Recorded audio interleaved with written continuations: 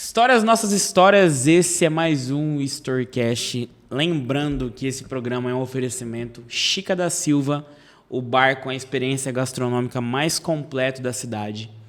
Da Apple Case, o lugar certo para você trocar o seu iPhone. E também da oficina do centro de reparação automotiva mais completo da cidade, a Eco Brasil. Hoje é um dia muito especial, porque eu estou recebendo aqui um grande amigo, há mais de 15 anos. E o Vitor foi um grande influenciador para hoje a gente ter esse momento aqui, um podcast. O Vitor deu a consultoria para o estúdio no início e continua até hoje, nos fornecendo informações sobre esse mundo tão complexo que é o mundo do podcast, que a gente apanha todos os dias. Seja bem-vindo, Victor Godoy. Cara, prazerzaço estar aqui com você.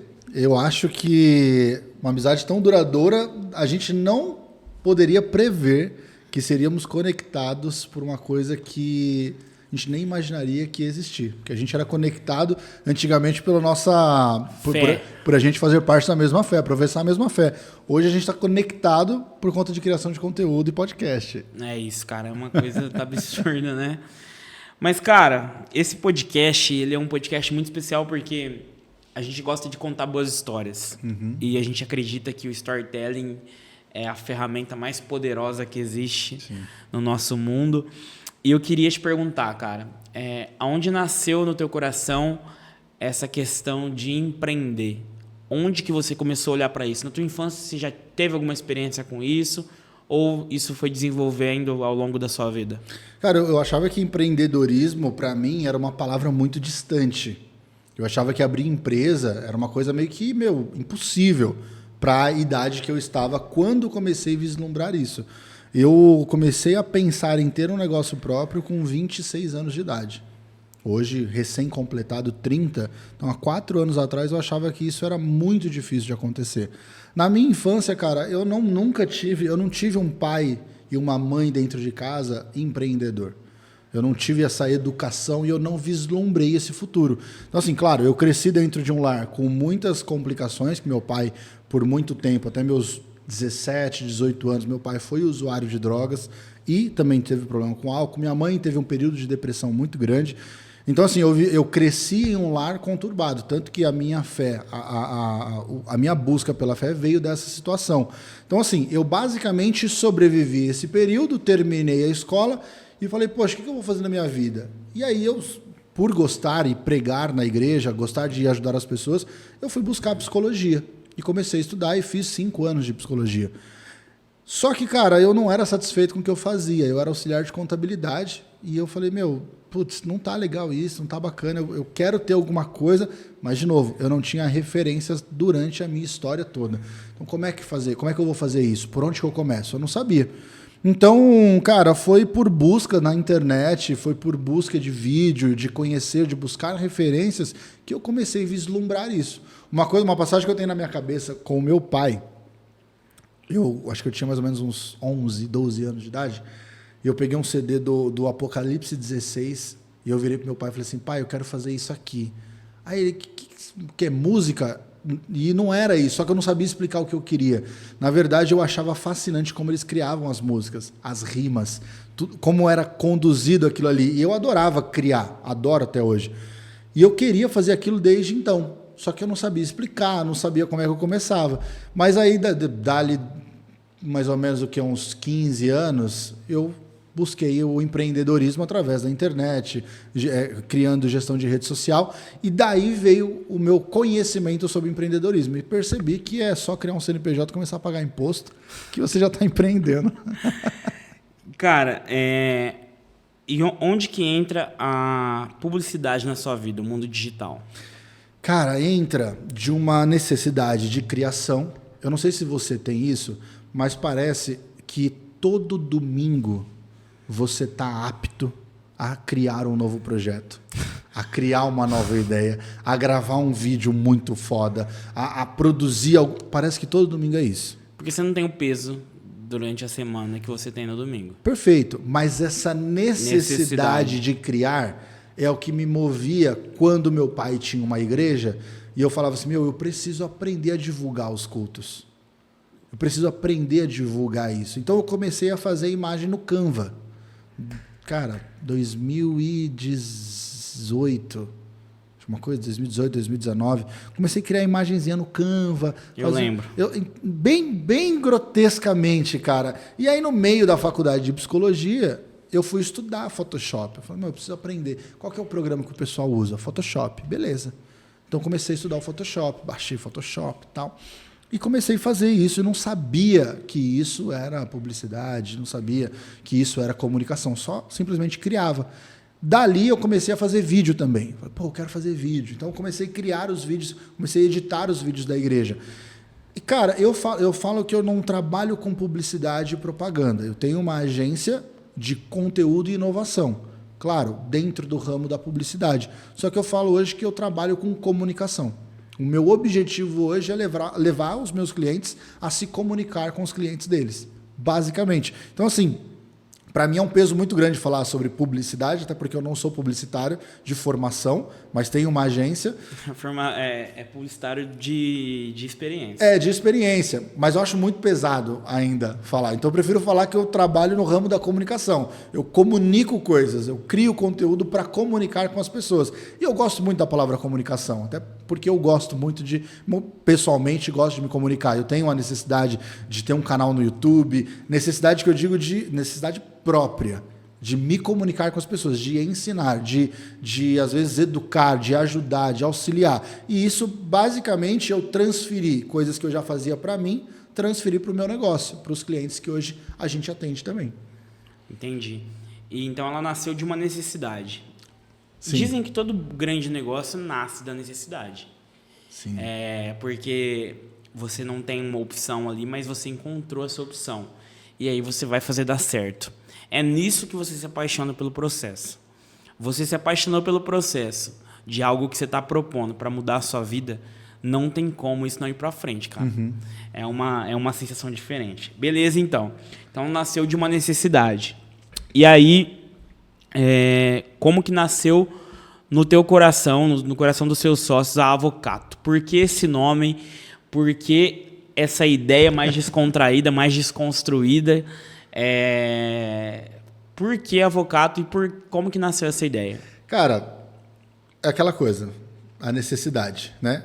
Eu saí do meu trabalho, eu tinha 2 meses de casado, e eu, assim, já pelos meus freelas, que a gente fala, né? Os freelancers, os trabalhos que a gente tem, eu estava ganhando praticamente a mesma coisa que eu ganhava já. Então, só que era um dinheiro incerto, né? Toda vez que você pega um job assim que não tem um contrato nem nada, não é uma coisa certa que aquilo vai se manter para o próximo mês. Então eu tinha alguns clientes ali já, só que eu não tinha essa segurança. Ele me mandou o primeiro site dele para eu analisar, para ver o que eu achava. Isso é verdade. Eu não sei se eu tenho ele ainda até hoje. Não, eu reformulei ele, inclusive. O Victor Godoy, você pode achar lá. Então, cara, surgiu... Como chamava a tua agência? A Eugência? A Eugência era Victor Godoy. Era Victor Godoy? Victor Godoy, ponto. Nossa, ok. Eu lembrei disso agora. Cara. Nossa, faz muito tempo isso, cara. Mas enfim, e aí eu encontrei o meu sócio, que na época era só mais um conhecido, conheci através de um amigo em comum, e nisso, cara, a gente se juntou porque ele também estava precisando gerar dinheiro, fazer dinheiro, gerar negócio. Ele tinha acabado de quebrar uma empresa por conta da pandemia, o trabalho dele era voltado para bar e restaurante, então de um dia para o outro, com o lockdown, ele perdeu todos os clientes dele, mais de 700 clientes. Então existia a necessidade ali de ter um trabalho, de fazer alguma coisa, e a gente se juntou forças com o que eu sabia fazer na época, que era live, e ele tinha um cliente que precisava de live para comunicar os carros deles, e cara, foi assim que surgiu a minha sociedade com o Fernando, e aí um dia ele me ligou e falou, cara, o que você acha de a gente colocar o nome de Avocado? Falei, avocado coisas mirabolantes. Eu falei, da hora, avocado. Não, e a logo tem que ser um abacaxi. Cara, eu nem sabia que avocado é abacate na época. Aí falei, da hora, eu gosto de abacaxi, avocado é um nome legal, vamos fazer isso. Claro que isso surgiu numa conversa entre eu e ele. E aí depois a gente criou um conceito em cima disso, quer trazer desconstrução, desconforto, enfim, salve as suas as suas observações de marca e tudo mais, de brand, que as pessoas falam que a marca ela já tem que falar o que ela é logo de cara. A gente não tem esse conceito, a gente gosta de desconstruir. Esse é o nosso papo. E aí, cara, veio o Gabi, logo com 3 meses, eu acho, de agência. A gente conheceu o Gabi, que hoje ele é sócio, ele trabalhou com a gente, cara, por 1 ano e meio, e a gente falou, cara, a gente não tem nada hoje para te oferecer, o salário é esse, mas se tu entrar com a gente aqui, pô, daqui a 1 ano, a gente pode te oferecer uma parte da empresa. E foi o que aconteceu. É aquela coisa, eu ofereci para ele uma porcentagem de nada, que hoje é alguma coisa, mas poderia não ser nada. Ele é maluco também, então, cara, ele aceitou.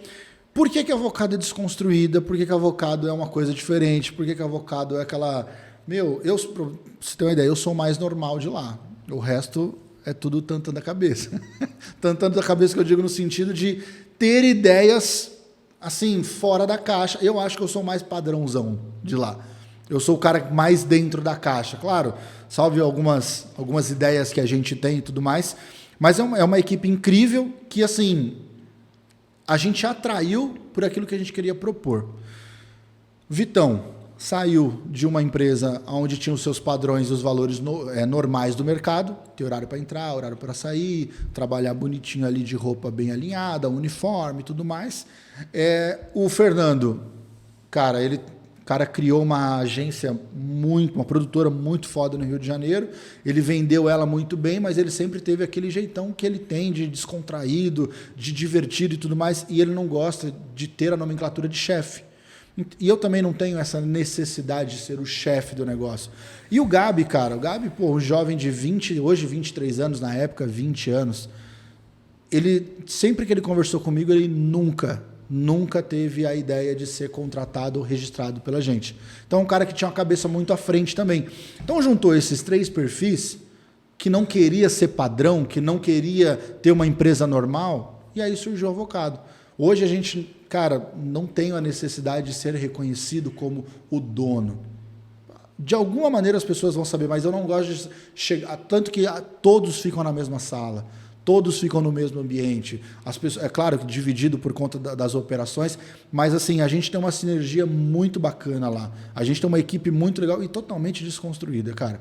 A galera, acho que, assim, tem uma galera, 1 ou 2 que são mais velhos, lá pra cima dos 35, mas, cara, a maioria é até os 20, 25 anos. Então é uma galera que tem muita vontade de criar algo diferente, de não ficar no padrão. Então daí surgiu o Avocado. Acho que por conta do nosso desejo de não querer nada padrão, a gente acabou atraindo as pessoas certas para trabalhar com a gente. E hoje qual que é o teu maior desafio como gestor de uma equipe? O meu maior desafio, cara, é a autonomia, o ambiente de autonomia que a gente propõe. Porque, assim, são valores que a gente trabalha no mercado, né? Se você acaba colocando que a sua empresa, os valores dela é cumprir uma carga horária, você, consequentemente, diminui a autonomia do seu colaborador. Quando você coloca regras sobre ele, você diminui a autonomia. E aí eu falo do horário porque é um comum de uma regra. Então, se você estabelece muitas regras, você diminui a autonomia. Não estou falando produtividade, estou falando autonomia. De fazer algo diferente, de pensar com a própria cabeça. Quando eu tiro regras, eu aumento a autonomia. Por quê? Eu falo para ele assim, ó, você precisa cumprir esse projeto aqui, a gente pensou no brief assim, assim, assim, beleza? Beleza. Ah, mas eu não concordo com isso. E a gente é muito aberto com essa questão. Cara, eu tomei chamada de atenção de colaborador. Chamada no sentido, viu? É para a gente fazer isso aqui, mas você não está fazendo. Pô, a gente não é parceiro. Se eu olho para essa situação como um chefe... O que você está falando? Exato. Eu posso, e assim, eu vou estar me contradizendo, porque eu estou dando um ambiente autônomo para ele. Um ambiente onde ele tem que pensar de forma crítica, pensar de forma construtiva também. Então, a partir daí, eu preciso estar preparado para ter essa devolutiva. A devolutiva de, viu, Vitão, você acha que você está fazendo errado. Cara, eu já cheguei, o colaborador meu chegou e falou assim, Vitão, pô, larga isso, cara, você não tem que ficar se preocupando com isso. Esse é o nosso papel, você tem que pensar nisso e nisso. E a gente toma um baque, né? Aquela porrada que você fala assim, meu, mas calma aí, meu, pô, quem que é você para... E não, eu adoro esse ambiente porque me faz crescer. Eu tenho pessoas ali que não estão sendo robotizadas, não no sentido pejorativo, mas não estão ali cumprindo uma cartilha de regras para atingir um resultado. Eles estão pensando da forma que eles acham que precisam pensar, dentro de um limite, mas assim, eles pensam de forma crítica, pensam de forma pessoal. E isso é maravilhoso. Então, eu gosto de criar esse ambiente, mas o desafio é fazer a gestão disso. É você saber receber crítica, sendo, entre aspas, eu gosto de falar, né, entre aspas, o dono. Porque eu falo que a Avocado ela não é minha, cara. Tudo que a gente tem ali não é meu. Não é do Fernando, não é do Gabi. A gente está usufruindo daquilo. Aquilo é uma construção da empresa. Todos fazem parte daquilo. Se eu tomar aquilo como meu e falar assim, é do meu jeito, eu perdi minha empresa. Esse é o meu modo de ver. Claro que a gente tem um direcionamento da diretoria, meu, do Fernando, do Gabi, mas assim, a gente deixa as pessoas de forma muito autônomas para pensar no processo. Tanto que a gente contratou uma gestora, se eu não me engano, ela está com 22 anos hoje, está terminando a faculdade de publicidade, e ela faz a gestão do processo inteiro da empresa. Coisas que, tipo, em outro lugar, uma pessoa precisaria ter X anos de experiência para fazer isso. Não, ela simplesmente teve a autonomia de pensar o processo da empresa, apresentou para a gente falou, pô, tá legal, vamos seguir assim. E está funcionando super bem. Funciona tanto que a gente consegue trabalhar 4 dias na semana e a partir de sexta-feira, ter um final de semana estendido. Então, assim, o desafio é você receber o lado crítico das pessoas e saber fazer essa gestão. Pô, eu sou o dono, mas eu estou proporcionando um ambiente disso. Então eu preciso saber lidar com a crítica, lidar com os elogios, saber como eu tenho que criticar um trabalho que não ficou legal, como eu tenho que falar com as pessoas. Esse hoje eu acho que é o maior desafio. Por quê? Eu tive um podcast, inclusive já fazendo um jabá para o meu podcast aqui do Eu Dei Meu Trabalho, com a Facioli, que é um cliente nosso, se eu não me engano é o episódio 38. Cara, e eles falam muito sobre essa gestão, que o mais importante hoje de uma empresa é você manter o comportamental das pessoas alinhado. Claro, elas têm as suas habilidades, as suas competências profissionais, mas hoje é muito mais uma gestão comportamental do que competências profissionais.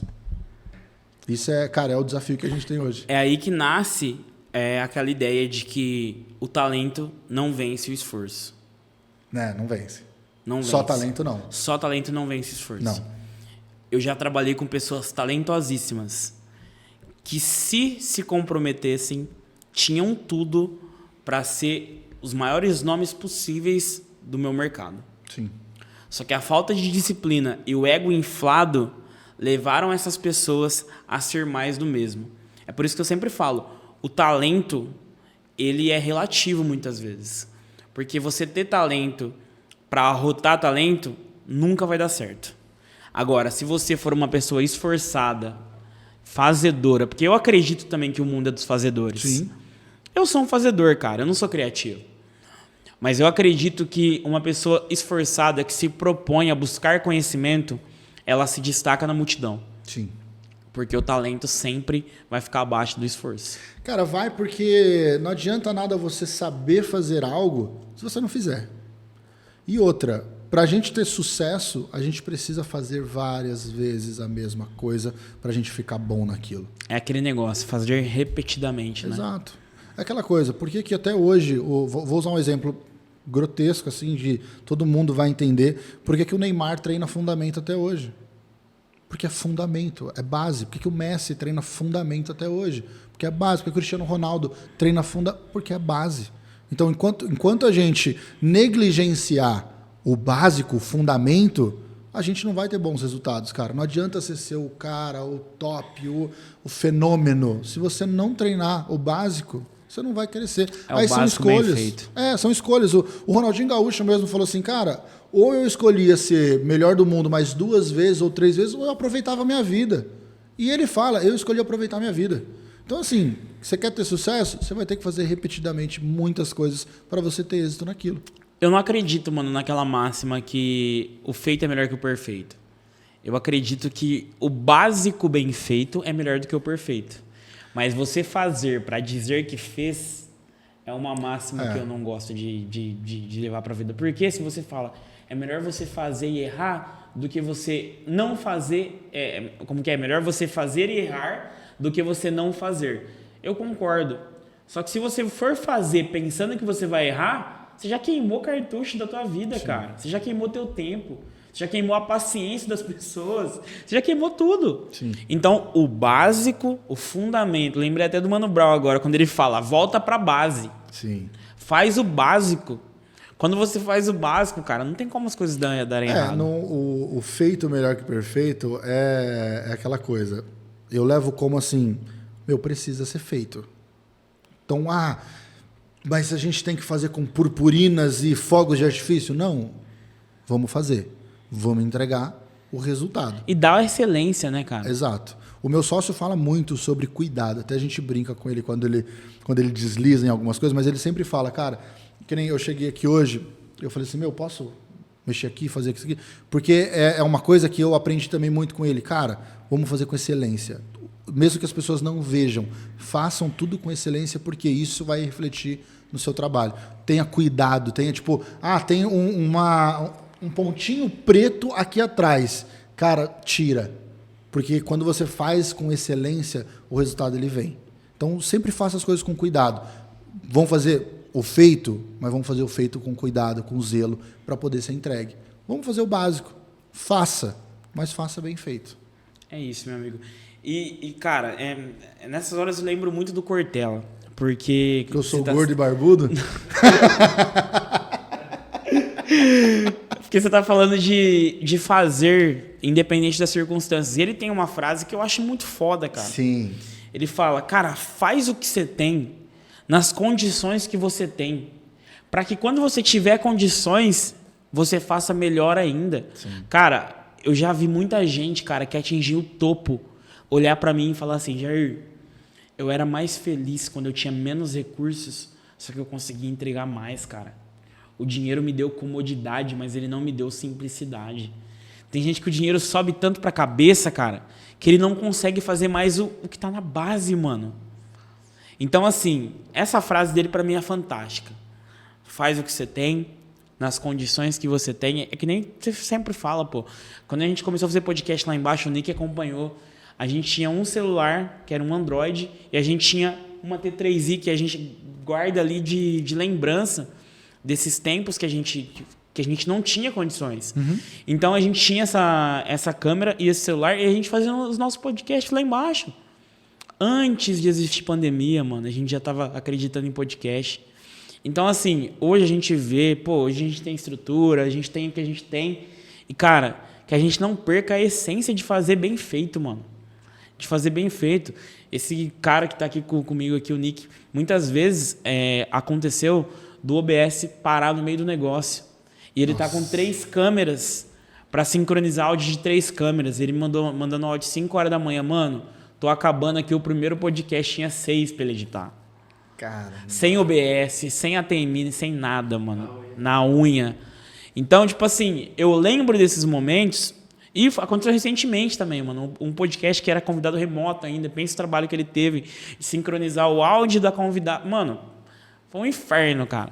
Então a gente vê essas coisas e a gente fala, mano, faz bem feito, cara. Faz bem feito que se você fizer com o teu iPhone, você fizer bem feito, mano. Se você fizer com o teu Android, você fizer bem feito, você vai ter qualidade, não vai dar errado. Essa parte do dinheiro, cara, é uma coisa que eu aprendi depois que eu comecei a empreender. Hoje, claro, o dinheiro ele é importante pra caramba, pra manter um negócio, pra manter uma estrutura. Eu sei bem disso.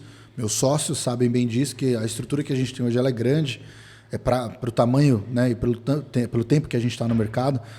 Mas, cara, tudo que a gente faz é sem olhar para o dinheiro. E é uma coisa que eu aprendi também com o Fernando, cara. Ele me ensinou muita coisa, me ensina muita coisa até hoje. Por mais que eu brigo, Fernando, beijo para você, porque você é maravilhoso. Cara, e assim, ele fala assim, viu, quando chegar alguma coisa, pensa. O melhor do mundo, sem pensar no dinheiro, sem pensar na limitação. Por quê? Quando a gente pensa o melhor projeto, sem pensar na limitação do dinheiro, cara, você percebe que você consegue fazer muita coisa que o dinheiro não seria empecilho. Mas a gente coloca como empecilho o dinheiro para fazer um novo projeto. E outra, quando eu tenho muito dinheiro, e se eu olho para o dinheiro, tanto aqui no novo projeto, e quando eu tenho muito dinheiro aqui, cara, eu vou ser influenciado. Então, quando a gente somente olha para o projeto e para aquilo que a gente quer chegar, e o dinheiro sendo importante, mais numa posição secundária de importância para me guiar, cara, é o resultado do sucesso. Você não vai se deixar se vislumbrar pela comodidade do dinheiro. Você vai falar assim, legal, consegui um dinheiro pelo meu trabalho, eu vou continuar fazendo o meu trabalho. Não porque eu sou movido ao dinheiro que ele vai me dar, mas pelo propósito que eu sou com esse trabalho. Então é essa maneira que eu olho para o dinheiro hoje, que eu lido com o dinheiro hoje. O Thiago Brunelli fala que o dinheiro é emocional, cara. Eu concordo com ele. Sim, pra caramba. Eu dei esse exemplo aqui ontem, cara, gravando aqui com o Túlio. Se o cara é um quebrado, se o cara deve 30 mil, se der 30 mil na mão dele, ele não vai pagar a dívida dele, mano. Não é nada. Ele não vai pagar a dívida. E se pagar, ele vai dar 3 meses, ele vai estar endividado de novo.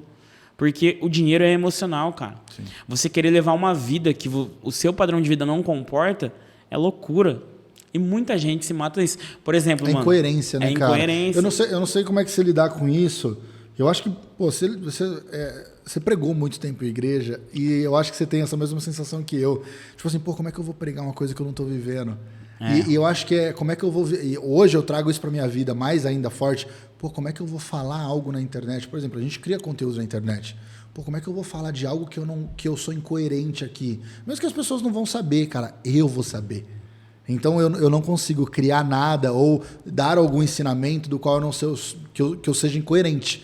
Então, assim, eu olho para as minhas decisões e falo, mano, eu não posso ser incoerente aqui. É isso, mano, é a coerência. Quando você é coerente, a tua vida fala por você. Sim. Entendeu? Ó, vou te dar um exemplo. Esses dias eu vi um pedaço de um corte, mano, de uma masterclass com um desses guruzinhos do marketing digital aí. E, mano, ele ensinava uma parada que deixou muita gente rico. O que ele ensinava? Ele ensinava você a emprestar 15, 20 mil reais. Você ia lá, alugava um carro de alto padrão, você pagava um cara para fazer o vídeo, você pegava um e-book escrito pelo ChatGPT, você colocava ele no Hotmart, criava uma página de venda e você, ostentando aquele padrão de vida maravilhoso, colocava 5 mil reais de tráfego. O cara faturava 70, 80, 100 mil reais, vendendo uma coisa pelo qual ele não viveu, mano. Isso é foda. O cara tava ensinando... Pode entrar, filha. O cara tava ensinando... Chegou o cappuccino. Peraí, que agora... pai. Ó. Agora sim. Esse aqui fizeram muita propaganda desse cappuccino. Não, esse cappuccino é muito bom. Um beijo pra Lu Amber. Amamos você. Ela, nossa cliente, que indicou pra gente. Que comprou, inclusive. Lu, saúde. Cara. Então, tipo assim, mano... Olha o nível que chegou o nosso mercado. O nosso mercado não, porque pra mim esses caras, eu quero longe da mas da faz parte do mercado da comunicação. Mas olha isso, mano. E faz total sentido, mano. Quando você ostenta um padrão de vida. Faz total sentido a pessoa que compra de forma emocional. Exatamente, né? Mano. Porque é emocional a parada. Pô, mano, eu conheço muita gente que perdeu tudo, mano, comprando um curso aí de 7 mil reais, que você sabe qual que é, com a promessa que você pode fazer 6 dígitos de faturamento. Aí ela descobriu, mano, que não era só os 7 mil. Dentro da mentoria, você tem que comprar mais uma de 33 mil para você conseguir chegar nesse número que eles prometem. Sim. Então, mano, é muita loucura, cara, essa ostentação. Hoje, assim, claro, no tempo que isso foi lançado, muita gente foi embarcando nisso porque não tinha muito conhecimento. E, cara, isso é uma coisa que até mesmo a Bíblia ensina isso, que é a falta de conhecimento. Sim. Como é que é até o versículo? O meu povo perece por falta de conhecimento. Isso. E, cara, e a gente passa por poucas e boas por falta de conhecimento. Por isso, cara, uma dica que eu até deixo para você, estuda. Tem muita coisa na internet que você, antes de fazer alguma coisa, você pode estudar, você pode aprender, você pode ir lá pesquisar, você pode pegar, contestar. Por favor, antes de você tomar qualquer decisão, vá estudar. Minha advertência aqui, obrigado. Uma vez eu fui no podcast dele, ele perguntou assim pra mim, qual que é a dica que você tem que dar para as pessoas? Eu falei assim, primeiro, tudo que dá mais de 1% de lucro é golpe. Ele, ô louco! Eu falei, então eu repito aqui, toda proposta que te fizerem que o rendimento dessa proposta for mais que 1% ao mês é golpe, é esse povo tentando roubar o seu dinheiro. Cuidado, meus amigos. Fala cuidado de novo, hein? Cuidado. Cuidado. Mano, vamos falar de podcast. Vamos? Como começou essa sua paixão por podcast? Foi assistindo Flow, foi assistindo Podpah, ou então foi um pouco antes? Cara, por incrível que pareça, eu já estava empreendendo e eu estava trabalhando um dia na igreja que meu pai tinha e eu gosto muito do Rafinha Bastos, né? O humor dele, a forma de pensar, a comédia, eu gosto muito por às vezes ser agressivo, mas eu me atrai. E eu vi ele estava ao vivo no Flow, mas no Flow, quando era aquela mesa de madeira, parece que estava empenada que fala, não sei, aquela antigona. Do Monark ainda. Do Monark, na época que estava começando. Estourado. Já estava estourado, né? Cara, estava começando a estourar. O que me chamou a atenção? O Rafinha Bastos, durante 3 horas conversando. Eu falei, cara, eu gosto de ouvir muito, que ele tinha 8 minutos, né? Que era um podcast. Nossa, mano, massa mas era uma demais, entrevista, cara. chamava de entrevista, mas era um podcast. E eu gostava muito de rir com ele, a forma com que ele abordava e tudo mais. E eu falei, caramba, 3 horas com o Rafinha Bastos. Pô, vou assistir, cara. E eu ouvi, claro, em 2 vezes, porque 3 horas não era possível, mas eu ouvia que eu fiquei encantado. Eu falei, cara, o que é isso? Podcast. Eu falei, pô, legal. E aí eu comecei a ver vários podcasts que tinha na época, maioria do Flow. Mas assim, cara, aquilo me encantou pela simplicidade que é uma conversa. Eu fiz psicologia durante 5 anos. A função de um psicólogo é compreender, né, as queixas do seu paciente e ali tentar levar um direcionamento para aquilo. E isso precisa de conversa. Então eu sou apaixonado por conversar. Eu gosto de conversar com as pessoas, ainda mais quando um papo flui, que é uma coisa, ou às vezes de empreendedorismo, futebol. Cara, eu adoro. E essa simplicidade do podcast, de gerar esse tipo de conteúdo, me encantou. Eu falei, cara, eu quero fazer isso. Mas até então eu não imaginava ter um estúdio para ter outros podcasts também. Eu só queria fazer um podcast meu. Falei, pô, legal. Mas na hora que eu percebi que isso poderia gerar um negócio, e aí mais uma vez entra meu sócio, pô, então você gosta de podcast pra caramba, tal, você ouve muito, pô, por que a gente não cria um estúdio? Eu falei, cara, como assim? Na minha cabeça... A agência já existia. Já existia. Tanto que o primeiro estúdio é um improviso. Que a gente usava, era uma sala pequena, eram 2, na verdade era uma sala dividida, e aí tinha uma janela de ponta a ponta de altura. E como a gente usava esse espaço para fazer gravação de vídeo em chroma key, a gente tinha que tampar a claridade que vinha, porque o chroma ficava na frente da janela. Então a gente, com essa tampa que a gente colocou de madeira, quando a gente ia fazer um podcast, a gente tirava ela e deitava ela. E aí colocava em cavalete, microfonezinho, e a gente fazia. E, cara, eu aprendi muito com aquele estúdio. Aprendi como sincronizar áudio, aprendi a ver questão de qualidade de microfone, ambiente, tudo eu aprendi ali. E, cara, assim, foi uma coisa que no início, pô, ficou meio merda. Que a gente não começa bom de cara.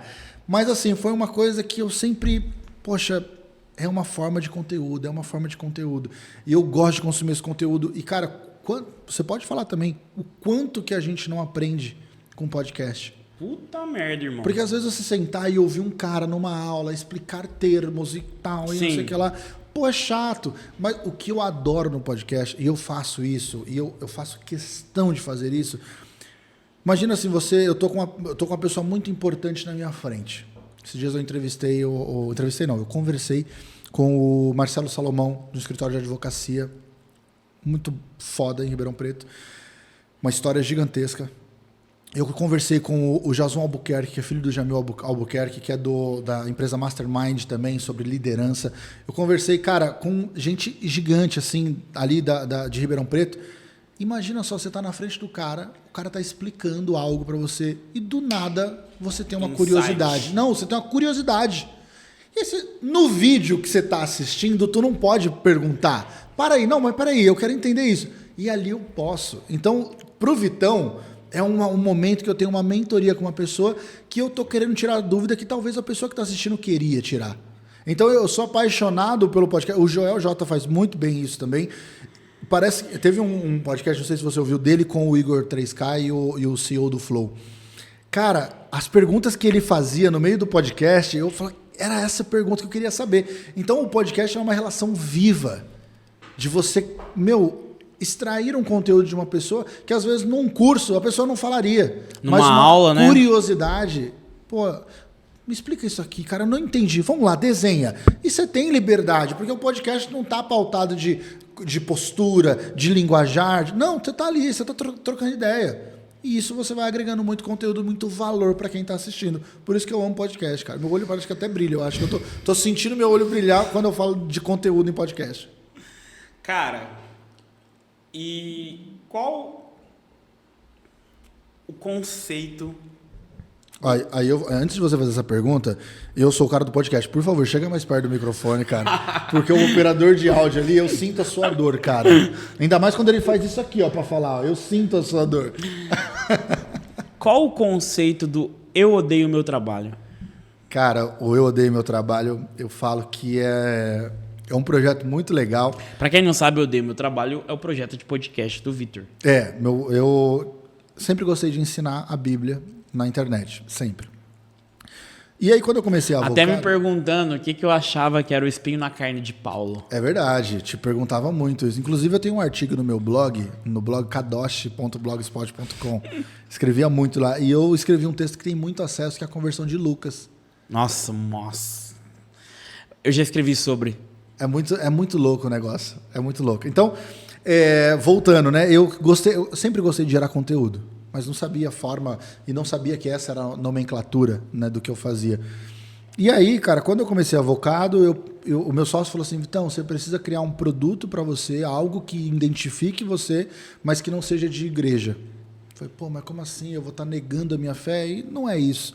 Mas para o mercado que eu estava entrando, eu precisava criar um conteúdo que falasse a respeito do profissional. Eu precisava, como você bem fala e explica também, sobre posicionamento. Eu precisava me posicionar, não simplesmente como uma pessoa que falava da palavra de Deus ou de uma fé, mas de uma pessoa que entendia de mercado também. E aí eu comecei a desenvolver um projeto. Falei, tá, mas que direção que eu vou seguir? E aí veio uma transição de carreira. Cara, eu vou explicar a minha transição de carreira. Porque eu fiz uma transição de carreira com 26 anos. Nem sabia que esse era o nome. Eu fiz mesmo de supetão. Saí da contabilidade, fui para a comunicação. E eu comecei a analisar o que eu fiz. Quais foram os meus passos. E aí poxa, transição de carreira é uma boa. Aí meu sócio falou assim, você podia colocar o nome do projeto de realocação profissional. Eu falei, não vai ficar legal esse nome, né, cara? Não combina com você, então, mano. Eu vou falar, então, eu odeio meu trabalho. E ele falou, cara, sensacional. E aí ficou eu odeio meu trabalho. Hoje, confesso que eu tenho uma certa dificuldade de aceitação das pessoas, porque quando fala assim, vem no meu podcast, que legal, como é que é o podcast? Eu odeio meu trabalho. Eu não posso ir, cara. Eu adoro meu trabalho. Não, mas aí, cara, esses dias eu convidei uma pessoa e ele falou assim, mas eu não odeio meu trabalho. Eu falei, não, mas não é sobre isso. Aí expliquei que é um projeto que fala de transição de carreira, que eu quero conversar com pessoas e conhecer a rotina dela, conhecer como que ela desenvolveu aquilo, quais foram os insights, o que ela adora na profissão e tal. Então não tem nada a ver com odiar o trabalho. Expliquei tudo isso para essa pessoa. A resposta foi um ok. Eu falei, acho que ele não vai vir no podcast. Acho que ele não aceitou muito a ideia. Então, eu sofro um pouco hoje com alguns convidados assim que... não vou, porque eu odeio meu trabalho. É diferente desse aqui, que o nome é bonito, convidativo. O meu ou eu adoro ou eu odeio, entendeu? Ou eu vou consumir ou eu não vou consumir. Mas assim, eu tenho, cara, tido um prazer gigantesco em criar esse conteúdo, porque eu tenho aprendido bastante. Eu gosto muito mais de estar no teu lugar do que estar nesse lugar aqui, porque é um lugar onde eu aprendo com as pessoas. E, cara, o conceito do Eu Odeio Meu Trabalho é transição de carreira, desenvolvimento pessoal e desenvolvimento profissional. Basicamente é esse o conceito. Legal, irmão. A gente conversou sobre tua paixão por empreender, a gente conversou sobre avocador. Né? Avocador. A gente conversou sobre o podcast e agora eu quero te fazer algumas perguntas antes pra gente ir pro final. Qual que é a tua relação hoje com a sua fé? Aonde está a sua fé hoje? Hoje ela está mais próxima, cara. Ela já esteve mais distante já. Eu não consigo viver, e até já me arrepia falar disso, porque eu não consigo viver longe da fé que eu professo, da fé que eu creio, da fé que me move. Porque foi a minha fé não a minha, né, mas foi a fé em Deus que me fez me desenvolver como pessoa nos momentos difíceis, foi o que me fez sorrir em momentos difíceis, foi o que me fez ter um vislumbre de futuro em um momento que eu achei que não teria um futuro. Fora que tive alguns livramentos na minha vida que confesso que, se não foi Deus, eu não sei o que foi, porque primeiro foi um acidente de carro que eu tive com o meu... Primeiro, foi uma meningite aguda que eu tive com 6 meses de vida.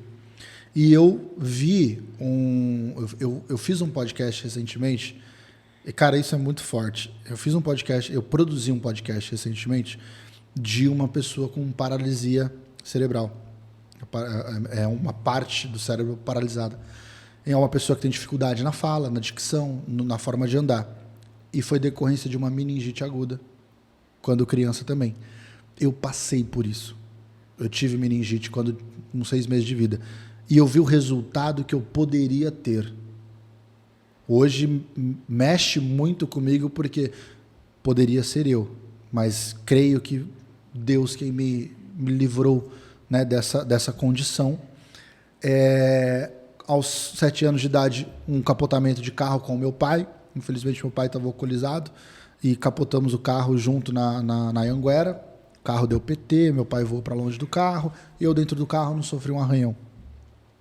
E recentemente, em 2021, fui acometido de Covid. Acabei sendo internado. Eu lembro.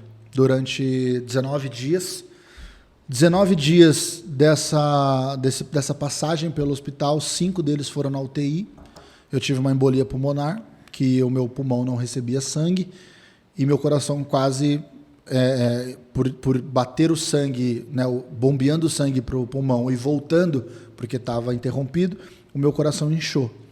E aí teve uma mobilização que eu fiquei sabendo de 30 médicos para saber o que faria comigo, porque meu caso era gravíssimo. Eu fiz um exame às 4 da tarde e fui para a UTI 5 da tarde, fui para a UTI 5:30 da tarde.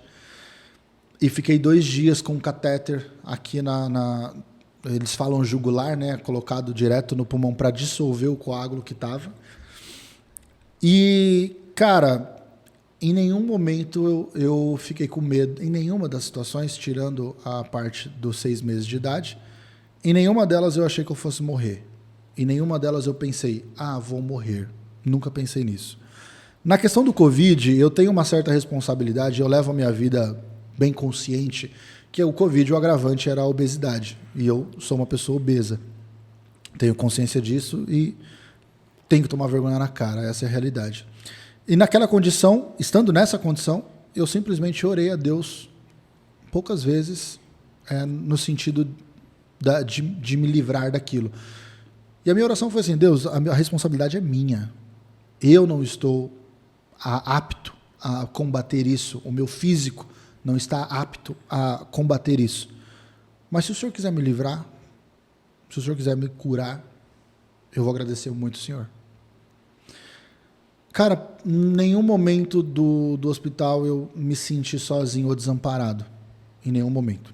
A não ser pelo plano de saúde que me rejeitou e eu tive que ir para o hospital particular. Mas tirando isso, cara, todos os meus dias ali, a única vez que eu pensei algo que foi diferente foi quando eu entrei no hospital e o Paulo Gustavo tinha acabado de falecer. Poxa, o Paulo Gustavo, uma boa condição de vida, saúde, acredito que estava ok, porque não era uma pessoa que estava dentro das características físicas de comorbidade. De comorbidade. Eu falei, cara, se o Paulo Gustavo, com tanto dinheiro que tinha e nas condições que já morreu, o que será de mim? Só que na hora esse pensamento foi embora. Tum. Mas eu entrando no hospital eu pensei nisso. Mas assim, cara, tudo isso foram livramentos assim que o médico na UTI falou para mim assim, cara, tem alguém lá em cima que gosta muito de você. E eu, idiota que sou, eu falei assim, ou não gosta tanto que não quer que eu vá agora. Mas eu sinto que eu tenho assim uma certa proximidade com Deus, porque eu nunca consigo não pensar nele, cara. Pode ser que eu não vá a uma igreja hoje, mas todos os dias quando eu acordo eu penso nele. eu falo com ele, eu agradeço a ele por tudo que eu estou vivendo. Eu tenho é até estranho falar isso, mas eu tenho uma fé bem consciente no sentido de que, cara, Deus não precisa fazer nada por mim, porque tudo que ele já tinha que fazer, ele fez.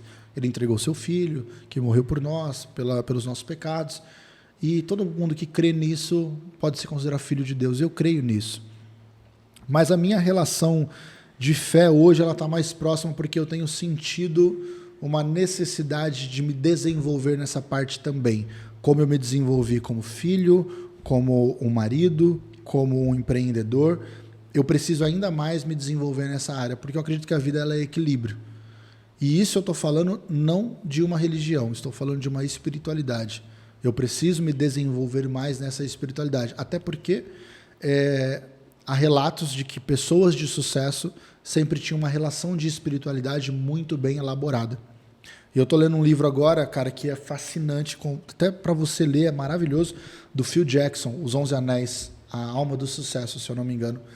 E é o treinador de basquete que treinou o Michael Jordan, foi campeão com ele durante 6 vezes e depois mais 5 vezes com os Lakers. E uma coisa que é, cara, primordial no desenvolvimento dos times de campeões é que ele colocou a meditação como algo aos atletas se desenvolverem. E, cara, querendo ou não, é uma relação de espiritualidade, independente com o que seja, com as crenças que você tem, mas eu acho que a minha relação hoje ela está muito maior porque eu tenho sentido a necessidade de equilibrar isso dentro de mim. Falar assim, legal, Vitão, você está se desenvolvendo assim, assim, e agora você precisa voltar a se desenvolver dessa maneira. Então, cara, eu falo que ela nunca esteve fora. Ela talvez estivesse um pouco diminuída, mas eu tenho hoje tentado equilibrar isso também como um desenvolvimento pessoal. Eu falo muito, né, cara? Tá tudo certo. Caramba, eu falo muito, né? É bom. Bom demais, pô. Até meu câmera tá falando que é bom. O meu câmera não mandou nenhuma mensagem, ó, tá na hora de acabar ainda, pô. Porque eu peço pra ele me avisar quando dá 40 minutos, né? Por favor, então manda logo isso aí, que eu tenho certeza que passou já dos 40 minutos. 47 minutos. Aí, ó. Tá bom, Tamo tá no bom. tempo. Mas, cara, eu sou suspeito pra falar de fé, irmão. Porque eu acredito, cara, que às vezes que eu mais estive zoado na minha vida, emocionalmente, financeiramente, qualquer outra parada, se tem uma coisa que não me deixou desistir foi a minha fé.